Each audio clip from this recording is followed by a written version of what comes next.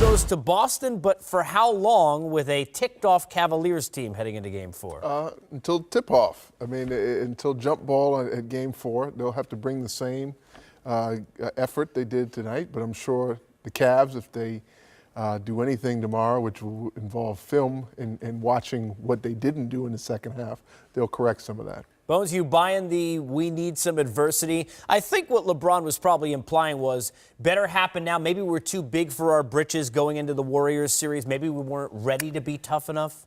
I'm trying to make sense out of him saying. Yeah, it was a little peculiar, the press conference with LeBron.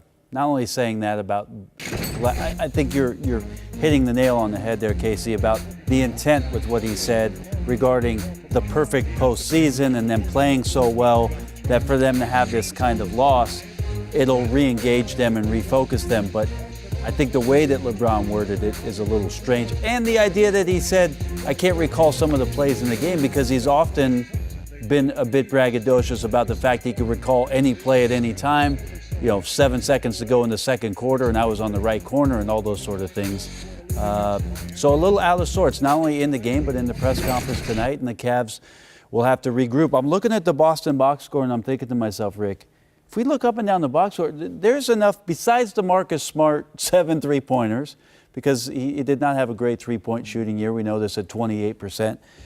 Outside of that, a lot of their effort and what they did is still pretty sustainable. Yeah. And I think that Avery Bradley, 8 of 23 in the game, could make up the difference of those points for them. But it's the way that they played.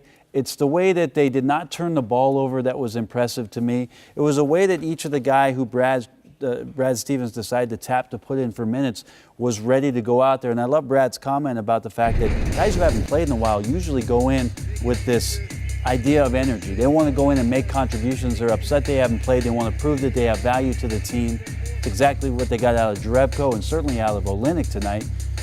So this is going to bolster their confidence. And I was impressed with the fourth quarter stuff. And look at Smart's game tonight. A remarkable job for him, especially shooting the ball from behind the three-point line. Under 30% during the course of the year. Not bad company, by the way. Marcus Smart, this courtesy of Bones. 25 points, 5 rebounds, 5 assists, 5 three-pointers. Only 2 other Celtics have ever done that in their history in the postseason, Paul Pierce and Larry Bird. So yeah, that's pretty good company. Put him in the rafters. For Marcus Smart. In closing, I just wanted to ask you a fair question. If I Google, will I find Michael Jordan saying I didn't have it? Okay. Depends what.